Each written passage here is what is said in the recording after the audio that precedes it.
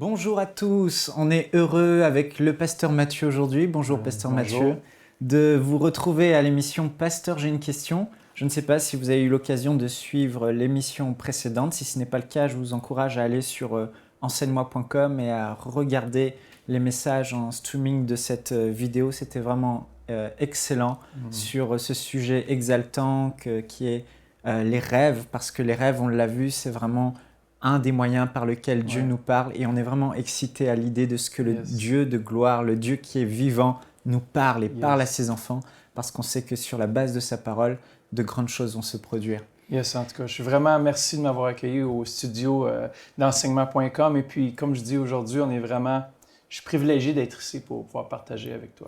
Merci, pasteur Mathieu. On va continuer à répondre à cette question de Perside qui nous écrit du Maroc. Perside avait posé la question: quelle importance devons-nous accorder à nos rêves? Mais sa question était encore plus détaillée. Comment savoir, c'était comment puis-je interpréter les rêves que je fais? Et dans cette deuxième partie, on va davantage parler de comment interpréter les rêves qu'on fait. Mais pendant que tu parlais dans l'émission précédente des rêves, pendant que tu parlais, j'étais en train de me souvenir, mais à quel point Dieu m'avait parlé par des rêves, et ça a été vraiment déterminant. Mais parfois on est lent à comprendre et on oublie. Vrai. Je me souviens un jour d'une anecdote avec mon épouse, et je peux me permettre de la raconter. Elle est d'accord avec ça parce qu'aujourd'hui elle en est totalement libérée. Excellent. Et elle n'a pas honte de ça parce que Jésus l'a affranchie. Mais quand on était fiancés, j'ai fait une série de rêves, dont un rêve où je la voyais toujours dans le même sens, et dans ce rêve-là, elle sortait d'une voiture, elle venait près d'un homme et elle faisait quelque chose qui n'était pas très beau auprès de cet homme. Elle le séduisait en fait.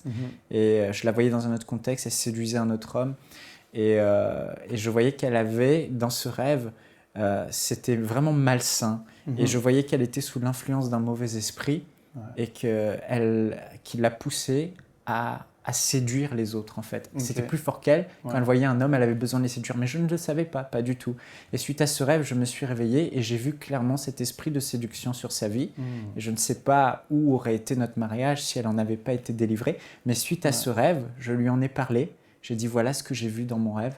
Et j'ai dit: voilà, c'est l'interprétation que j'ai eue. Tu as un esprit de séduction et voilà ce que tu faisais. Et là, elle a été touchée. Elle m'a dit: c'est vrai.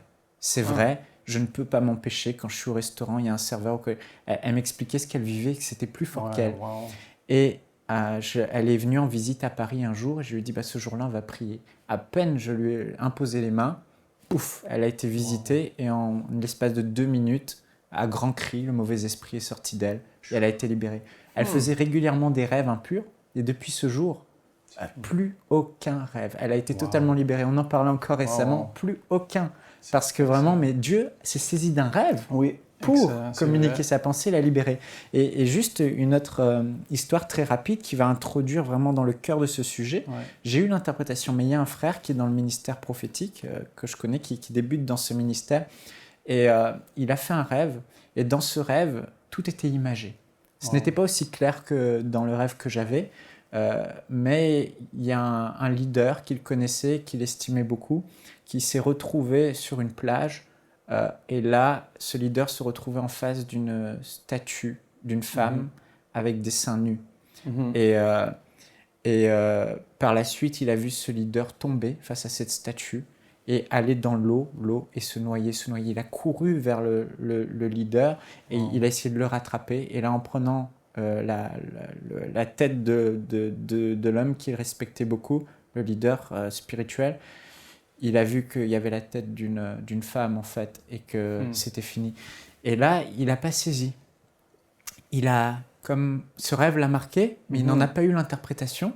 Et je crois qu'1 an s'est écoulé. Et le leader en question est tombé dans une situation d'adultère dans laquelle il demeurait en fait depuis plusieurs années. Et c'est là que tout de suite son rêve a pris du sens. Et il a compris la suite, c'est que ça allait être très difficile et qu'il allait être écarté dans sa condition. Bref, en tout cas, cette situation a manqué de discernement. Et la question que je voudrais te poser, c'est comment en fait, quand Dieu parle comme ça, de manière un peu prophétique, imagée, comment réussir vraiment à interpréter les rêves pour qu'on puisse prier dans ce sens ou comprendre les choses? Mais on voit dans Job qui nous partage comme Dieu nous donne des rêves, un pour empêcher qu'on s'enorgueillisse, mais aussi pour nous avertir. Et je crois que les rêves d'avertissement, c'est fait en sorte pour qu'on puisse prier. On peut avoir des rêves aussi d'intercession, puis c'est quoi aussi des rêves d'avertissement? Vraiment, Dieu avertit au travers des rêves pour éviter qu'on puisse tomber dans les pièges de la mort. Et on a lu ce passage de Job dans la dernière émission, mais c'est vraiment ça parce que c'est un moyen de communication. Dieu désire communiquer au travers des rêves. Amen. Ne pas avoir eu le rêve que tu as eu par rapport à ta femme, ça t'a vraiment averti et t'a pris position, te fait une action concrète pour contrer ce que l'ennemi fait. Amen. Et puis je me rappelle, en parlant de ça, un autre rêve que j'ai fait qui est venu à la mémoire, juste pendant que tu partages, lorsque j'ai débuté de fréquenter mon épouse, ma future épouse. Je fréquentais tout ça et puis elle était à Outre-mer. On avait des petites disputes pendant 3 ans et demi. Ma femme vient de la Suisse. J'habitais au Canada. Comme la mienne. Ouais, bon. Elle est suisse. Les plus belles femmes sont en Suisse. Non, Amen, je suis d'accord. D'accord. Je ne sais pas si tous les téléspectateurs vont être d'accord, mais... et puis, Seigneur, pendant 3 ans et demi, on s'est fréquentés Outre-mer. Et puis, à un moment donné, on a eu des petites disputes, tout. Puis c'est difficile lorsqu'on ne se voit pas souvent, tu vois, de même communiquer et tout. On communiquait par fax, il n'y avait pas l'Internet, il n'y avait pas Facebook. Je suis comme, wow, je suis pas né dans la bonne... Non, mais Dieu sait toute chose. Mais une nuit, je rêve qu'elle avait embrassé un autre gars, un autre homme. Oh. Le matin en me réveillant, j'étais comme, wow, c'est tellement réel. Wow. Je lui ai téléphoné, il était tellement surpris. Puis on était jeunes, on commençait à fréquenter. Puis il y avait un autre gars là-bas qui donnait tellement d'attention et tout, puis il voulait vraiment sortir avec elle, tout. Puis nous, on avait une dispute, c'était plus 100% entre nous deux. Mais Dieu m'a averti, je lui ai téléphoné, je lui ai dit, écoute, je sens que tu as triché sur moi, tu as donné un bec à cet autre homme. Puis elle a dit, ah, elle était tellement sous le choc. Wow. Mais c'était vrai, le soir d'avant. Elle avait eu un gars qui est venu, puis qui a donné un bec, tout, c'était vraiment, tu sais, superficiel, tout, mais Dieu m'a averti afin que je prenne position. Dieu avait réservé Vanessa pour moi, puis l'ennemi a essayé de venir la saisir, tu vois, puis Dieu m'a averti, puis c'est aujourd'hui, si je suis marié, c'est peut-être grâce à l'intervention du Saint-Esprit. Amen. Je ne serais peut-être pas avec elle aujourd'hui. Wow. Mais... Que Dieu nous donne plus de rêves qui viennent de lui. Oui, c'est ça. Alléluia. Nous éviter de tomber dans les pièges et tout, puis Dieu, le Saint-Esprit, c'est vraiment la source de toute révélation. Dieu, le Saint-Esprit, désire tellement nous parler. Et puis, entre autres, les rêves est une façon dont Dieu utilise pour pouvoir vraiment communiquer avec son peuple. Et puis, interpréter les rêves, c'est pas facile. Puis des fois, ça prend un peu de temps parce que dans Acte 2, ça nous dit que les vieillards auront des songes. Et puis vraiment, je crois vraiment que vieillard ici n'a pas rapport avec l'âge naturel ou biologique ou physique, mais ça parle plutôt de l'âge maturité spirituelle. Amen. C'est plus compliqué interpréter un rêve qu'une vision. Pourquoi? Parce qu'il y a beaucoup d'énigmes, il y a beaucoup de concepts cachés, des choses cachées. Mais aujourd'hui, on va essayer de regarder certains types de rêves qu'on peut faire. Et entre autres, il y a 2 sphères de rêves qu'on peut avoir, des rêves intrinsèques et des rêves extrinsèques. Alors, des rêves intrinsèques ont rapport à nous, notre propre vie, ce que Dieu veut parler à nos cœurs par rapport à des situations qu'on vit. Et d'autres rêves qui sont extérieurs de nous, qui n'ont pas rapport avec nous, mais qui ont rapport avec des situations, des scénarios où Dieu veut nous prévenir, nous garder, ou même nous montrer l'avenir, nous dire Dieu a telle chose de planifié pour ta vie, et Dieu nous montre certains éléments. Alors ça, c'est les 2 sphères de rêves qu'on peut avoir. Dans la première mission, j'ai partagé que les rêves viennent de 3 sources. Dieu, notre âme, et le royaume des ténèbres. Ça fait qu'on veut vraiment avoir les rêves qui viennent de Dieu. Amen. Puis, on va regarder des catégories de rêves aussi, puis peut-être qu'on peut aller là, mais juste avant d'aller là. Parce que, vous savez, le sujet des rêves puis l'interprétation des rêves est tellement profond. que je pourrais passer 5 heures juste on va toucher juste les montagnes, le sommet des montagnes en 5 heures de temps. Mais je vais essayer de brièvement expliquer. J'enseigne tout le cours prophétique à Kairos Ottawa. Et si vous désirez venir, vous pouvez suivre en direct et tout, kairosottawa.com. Je vous encourage. Je recommence le prophétique prochain semestre, au mois de février. Mais je vous encourage. Mais il y a certains principes qui vont nous aider à interpréter nos rêves. Et la première chose qu'on doit réaliser, c'est que toute révélation qui nous vient, de Dieu, on veut l'interpréter. Les rêves de l'âme, on peut les mettre de côté, tu vois. On peut dire, ben ça, c'est un rêve, j'ai trop mangé de pizza. C'est ça, alors j'ai rêvé de pizza. C'est ça, c'est un rêve chimique. Il y a des rêves aussi où c'est les testostérone, même les pilules, des choses comme ça qui peuvent causer des rêves. Puis, on ne prend pas non plus des pilules pour rêver. Non? Ça fait qu'on suit vraiment sur Dieu Saint-Esprit. Ça fait que première chose qu'on doit comprendre dans l'interprétation des rêves, comme Daniel a su dire à Nabuchodonosor, à Dieu appartient l'interprétation des rêves que tu fais. Et puis, son interprétation était vraiment directe, exacte. Et puis, c'est un peu plus loin, même Nabuchodonosor reconnaît et dit « En toi, je réalise qu'il y a le Dieu très saint. » Il a réalisé que l'interprétation était réelle, mais qu'est-ce qui arrive avec ça? C'est qu'il était touché par Dieu. Puis souvent, lorsqu'on interprète les rêves, ça nous apporte plus près de Dieu. Lorsqu'on saisit l'interprétation d'un rêve, on a la paix du Saint-Esprit. Et je crois vraiment que la première chose pour interpréter, on doit demander à Dieu. Dieu, qu'est-ce que tu voulais me dire au travers de ce rêve? Et puis, deuxième chose, c'est qu'on doit regarder à la parole de Dieu. Qu'est-ce que la parole? Jésus a parlé en parabole. Il y a tellement de principes que nos rêves, on peut aligner avec la parole de Dieu. Les portes, une maison, l'habitation du Saint-Esprit, des moyens de transport, Élisée qui est pris par un chariot de feu. Toutes ces choses-là, c'est toutes des choses qu'on peut regarder. Ce que tu veux dire, c'est que Dieu va donner des images, qui représentent des choses dans la parole de Dieu. Exactement. Donc, en ayant la sagesse de Dieu par le Saint-Esprit, on peut associer telle image du rêve à telle représentation dans la parole de Dieu. Exactement. C'est ça. Ça fait que c'est de rechercher ce que Dieu veut dire au travers de ce symbole. Souvent, les symboles dans les rêves, on peut même faire des recherches par Internet, facilement sur le site d'enseignement.com. J'aime beaucoup la Bible. Et puis, tu peux même faire des recherches mots-clés. Et puis, aller voir qu'est-ce que Dieu dit à propos de ces mots-clés-là. Mais par rapport à cette histoire que je racontais en début d'émission, que le frère avait fait un rêve prophétique, il a vu cet homme de Dieu face à une statue de femme qui avait des seins nus. Comment il aurait pu savoir concrètement que ça représentait l'adultère? Mais tu vois, l'idolâtrie, on voit que les statues dans l'Ancien Testament représentent l'idolâtrie. Puis, entre autres, l'idolâtrie de la sexualité, il y avait des déesses de sexe et tout ça. Si on regarde, les Égyptiens avaient tellement de faux dieux. Et peut-être il y avait une idole cachée dans sa vie. Et Dieu lui a révélé qu'il y avait des éléments cachés dans sa vie, puis il devait faire face avant de se faire engloutir par cette idole. Il était sur le bord du sable, alors il était au point de se faire tirer au fond. C'était pas encore le cas. C'était peut-être pas encore le cas lorsqu'il a eu la révélation. Puis souvent, par ignorance, on n'intervient pas, on ne travaille pas avec Dieu. Dieu utilise l'homme. Il pourrait utiliser toutes sortes de moyens, mais il décide d'utiliser toi et moi. Il décide de nous utiliser à la maison. Il décide de parler au travers de l'homme.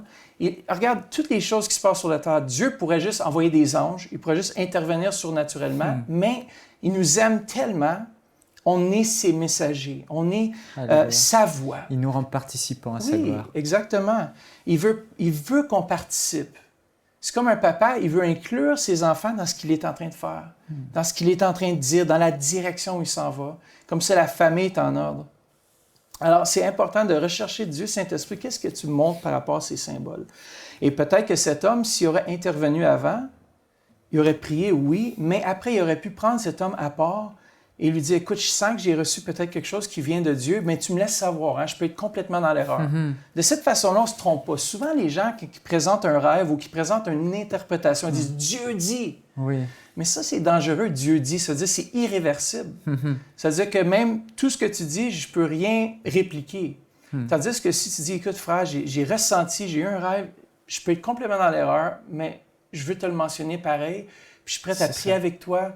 Peut-être qu'il aurait évité... Vaut mieux prévenir que guérir. C'est ça, exactement. Ça fait que, en tout cas, Dieu nous parle de plusieurs façons, puis entre autres, c'est ça. Une des règles générales, juste pour rentrer rapidement, je sais qu'on n'a pas énormément de temps, mais on doit rendre le rêve aussi simple possible. Éliminer les détails du rêve et donner un titre au rêve. Si vous pourriez donner un titre, comme un film, on voit un film, on regarde, on vous dit « Wow, le titre est vraiment pertinent ». Souvent, en donnant un titre à notre rêve, on découvre son identité, on découvre le but du rêve. D'autres choses qu'on peut faire aussi, c'est le noter. Daniel notait les rêves qu'il faisait et j'ai remarqué qu'en notant mes rêves, il y a des détails qui revenaient à ma pensée, à ma mémoire que j'avais oubliés. Souvent, on ne note pas les choses que Dieu fait et on oublie les détails, on oublie les points importants ou des détails qui pourraient être importants pour nous aider à interpréter. Ça fait que ça, c'est une façon. Regardez les paraboles dans la Bible, il y a plusieurs autres façons. Puis c'est vraiment, est-ce que vous êtes dans le rêve présentement? Quel est votre rôle dans le rêve? Est-ce que vous observez le rêve ou est-ce que vous participez? Il y a différentes façons, je ne sais pas si tu as déjà rêvé ça, mais tu vois un scénario, mais tu ne peux pas influencer le scénario. Oui, ça m'est déjà arrivé. Mais il y a des scénarios où est-ce que c'est toi l'acteur principal.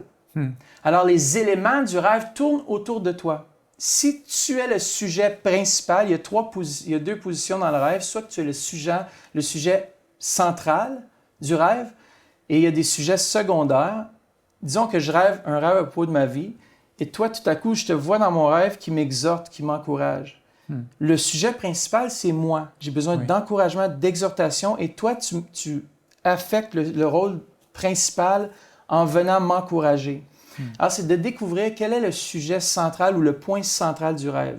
Parfois, ça peut être un objet, mais c'est rarement un objet. C'est souvent une personne. Et puis, des sujets secondaires, si on enlève les sujets secondaires, est-ce que pour savoir si c'est un sujet secondaire, si on enlève l'élément, est-ce que le rêve fait encore du sens? Si oui, c'est un détail. Et éliminer tous les détails, et ça va nous aider aussi à interpréter le rêve. Et puis, en tout cas, je ne sais pas si tu veux rentrer dans les... Mais par exemple, si on prend un exemple concret, je pense à Gédéon aujourd'hui. Oui. Dieu, pour lui accorder la victoire, lui a donné un rêve. Oui, exactement. Concrètement, là... Oui, je peux même vous le raconter. On voit que Gédéon, avec ses 300 hommes, était sur le point d'attaquer une armée gigantesque. Okay? Dieu voulait se manifester. Et Dieu s'est manifesté par un rêve. Dieu est intervenu et a donné un rêve à un de ses officiers ou à quelqu'un qui était avec lui dans son armée. Il y avait juste 300. Ça fait qu'un des 300 est venu et a dit « J'ai eu un rêve cette nuit. » Gédéon a entendu le rêve. Vous devez savoir que Gédéon, il pressait le blé au pressoir lorsque Dieu, Saint-Esprit, l'a appelé à accomplir la mission. Alors, on peut déduire par rapport à ça qu'il était sûrement boulanger. Wow. Et puis, dans la vision, dans le rêve montre un pain qui roule dans le camp des Madianites. Et dans ce temps-là, Gédéon a écouté, a entendu. Il dit, ça, c'est Dieu qui nous donne la victoire, attaquons-le maintenant. Et Dieu parle de façon à ce qu'on va saisir. C'est ça, il lui a parlé dans un langage qu'il comprenait, le pain, parce qu'il était boulanger. C'est ça. Puis des fois, Dieu va nous parler à plusieurs reprises, même durant la nuit, du même sujet, mais on va le rêver de différentes façons. C'est comme si Dieu, en parabole, tu vois, les disciples qui ne comprenaient pas les paraboles de Christ, et même après, ils demandaient l'explication, et même, je ne sais même pas s'ils ont saisi après l'explication. Parce qu'ils devaient le saisir dans l'esprit. Et puis, des fois, il y a des choses qui se répètent dans nos rêves, mais Dieu veut nous passer le même message. Il faut se souvenir que dans nos rêves, il y a deux sphères. C'est soit que ça touche à nous, ou soit que c'est pour quelqu'un de l'extérieur. Mais souvent, ça va vraiment parler à propos de nos vies. Il y a plusieurs rêves que j'ai faits par rapport à l'orgueil dans ma vie, par rapport à des situations que j'avais faites face, et je me retrouve dans la même situation dans mon rêve, et Dieu dit, tu vois, là, c'est de l'orgueil.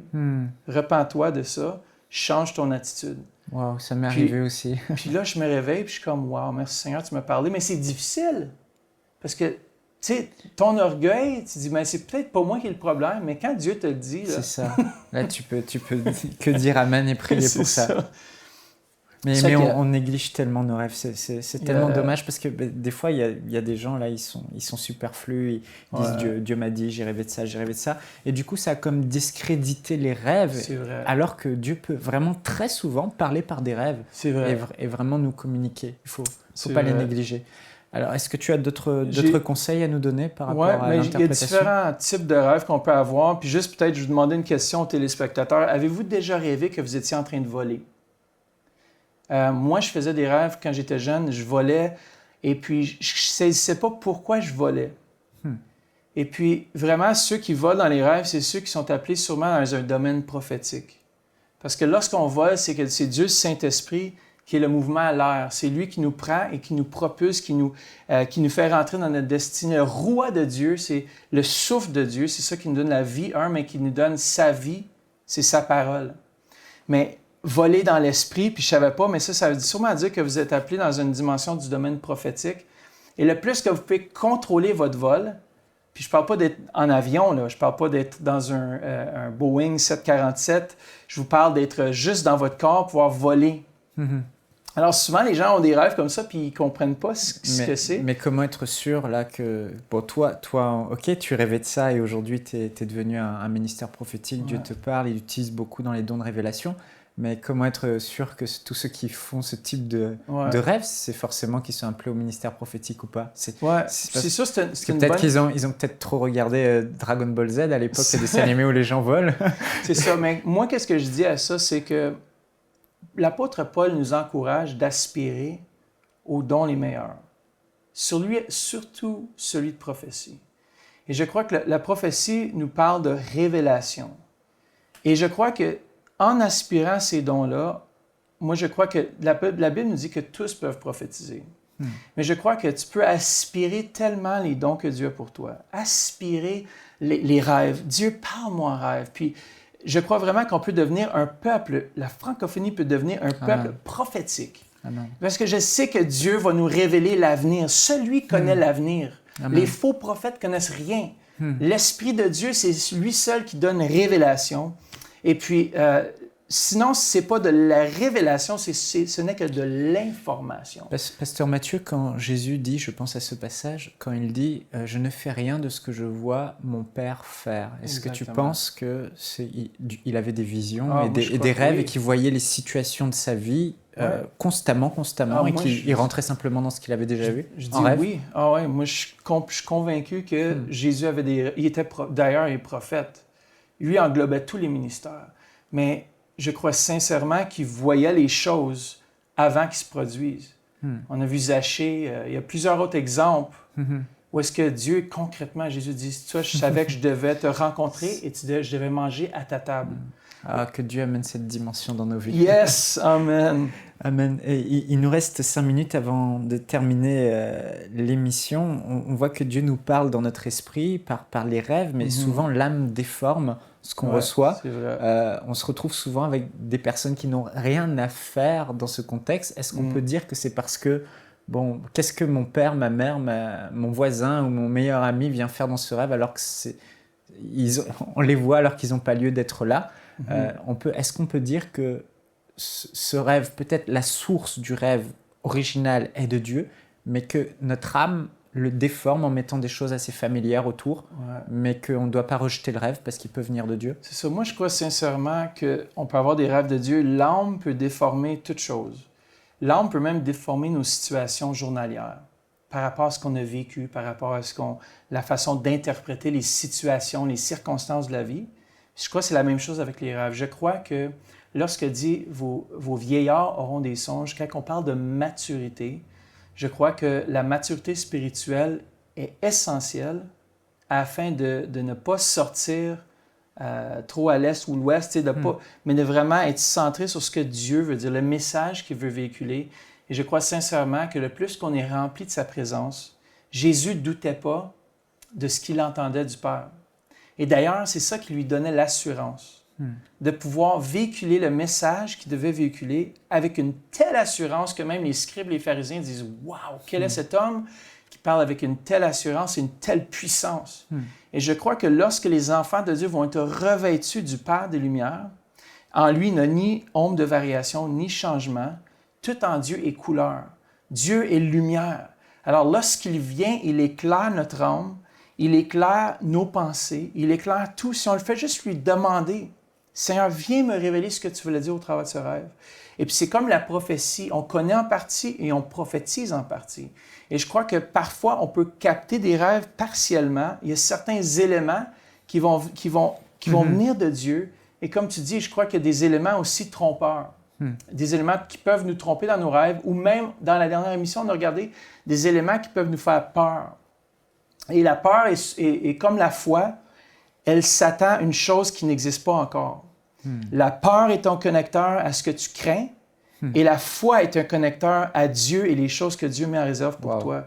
Et je crois sincèrement que si on fait confiance à Dieu, puis c'est pas de bouger, c'est comme n'importe quelle parole prophétique. Souvent, les gens, ils bougent trop vite. J'ai vu des gens dans le ministère, et ils courent à droite, à gauche pour aller entendre les prophètes. Ils reçoivent une prophétie qu'ils veulent, eux, entendre.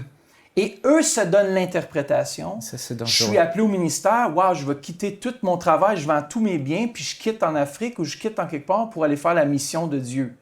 Mais sans sagesse ou maturité. Et je crois sincèrement que c'est là qu'il faut avoir de la maturité et discerner au travers de la parole de Dieu. Seigneur, qu'est-ce que tu me dis? Souvent, on a été trop balancé à droite et à gauche par toutes sortes de vents de doctrine, sans se centrer sur ce que Dieu, le message que Dieu voulait véhiculer. Et si le message vient de Dieu, je crois sincèrement qu'il va le répéter. Amen. Pasteur Mathieu, juste pour conclure, il nous reste 2 minutes. Quel conseil concret tu pourrais donner pour répondre à cette question, en plus de ceux qui ont été donnés, juste pour conclure par rapport à comment utiliser la parole de Dieu pour interpréter nos rêves? Mais un exemple, l'importance des couleurs dans les rêves. Il faut retenir les couleurs et les mentionner. Un exemple, le bleu peut symboliser par rapport à si c'est un rêve positif qui vient de Dieu, ou l'atmosphère du rêve. Comment vous sentiez-vous lorsque vous êtes réveillé? Est-ce que vous aviez de la crainte? Est-ce que vous étiez troublé? Parce que des fois, des rêves peuvent nous troubler, mais peuvent venir de Dieu. Puis les couleurs nous révèlent beaucoup par rapport... On peut aller chercher un habit dans un tiroir ou dans une armoire, et cet habit revêt une couleur particulière. Un exemple, le bleu, dans le positif, peut représenter la révélation, et dans le négatif, peut représenter la dépression et l'anxiété. Alors, est-ce que dans ce rêve, je veux dire, je suis allé chercher un habit et je me sens anxieux lorsque je fais telle ou telle chose? Alors, c'est important d'étudier les couleurs et les chiffres même dans la parole de Dieu. Un exemple, le chiffre 1 représente Dieu lui-même. Le chiffre 7 représente la perfection. Le chiffre 12 représente le gouvernement. On a les 12 apôtres. Alors, il y a certains éléments qui se retrouvent dans la parole de Dieu qu'on peut aller chercher. Juste un exemple concret, ma chambre d'hôtel hier, on a terminé, je pense que je termine ça avec ça cette histoire. J'ai dit le chiffre de notre chambre d'hôtel était 261. Et j'ai dit à Pasteur Denis, ça doit être prophétique. Juste comme ça, j'ai dit ça. Et en recherchant, le 2 veut dire 2, le chiffre 6 veut dire homme, et le chiffre 1, Dieu. Alors, c'est 2 hommes de Dieu. Voilà, c'est tout ce que je veux dire. C'est une belle illustration, mais comme tu le disais au début, c'est à Dieu qu'appartient l'interprétation des rêves. Et je crois que c'est important. C'est vrai que Dieu parle en respectant certaines règles, même une culture qu'il a, la culture de sa parole, et que certaines images qu'on a peuvent représenter certains symboles, mais que absolument ce qui est important, c'est que ce soit vraiment le Saint-Esprit qui nous dirige dans la parole, parce que ce n'est pas parce qu'on va rêver toujours, voir le chiffre 7 dans un rêve, de se dire « Ah, c'est parce que Dieu veut dire ça ». Mais souvent, c'est comme ça, mais pas toujours, mais c'est important que le Saint-Esprit le confirme. Exactement. Alors, merci Pasteur Mathieu, vraiment d'avoir été avec nous. Vous avez vu, le sujet est vaste, il y aura encore tellement de choses à vous dire par rapport à ce sujet. Et je veux vous encourager, si vous n'avez pas fait d'Institut biblique, inscrivez-vous à l'Institut biblique Kairos, avec le pasteur Mathieu et le pasteur Jean Turpin et son épouse, pasteur Louise Turpin. Ils ont vraiment de bons enseignants et de bons messages. Vous pouvez vous renseigner sur leur site Kairos à Ottawa. Vous tapez ça sur Google et vous aurez plus d'informations. Et pour aller plus en profondeur sur ce sujet, on espère que vous avez été bénis et qu'on a vraiment pu répondre c'est sûr, partiellement à la question, mais vous apportez avant tout une source d'inspiration pour chercher Dieu. Parce que le plus important, c'est que Dieu nous parle. Alors que ce soit par des rêves, que ce soit par sa parole, que ce soit par des visions, peu importe. Mais on croit que vraiment les rêves, on est vraiment disposé quand on dort, quand notre âme se tait, que Dieu peut se servir puissamment des rêves dans nos vies, comme on l'a partagé, les expériences qu'on a partagées, comme on le voit dans la parole de Dieu. Alors soyez ouverts à ça et comme Pasteur Mathieu l'a dit, aspirez à ce que Dieu vous parle et ce qu'il vous utilise à travers vos rêves. Soyez richement bénis et à bientôt. Nous espérons que cette émission vous a béni. Si vous aussi vous avez une question biblique sans réponse, envoyez-la nous par email à pasteurj'aiunequestion@enseigne-moi.com.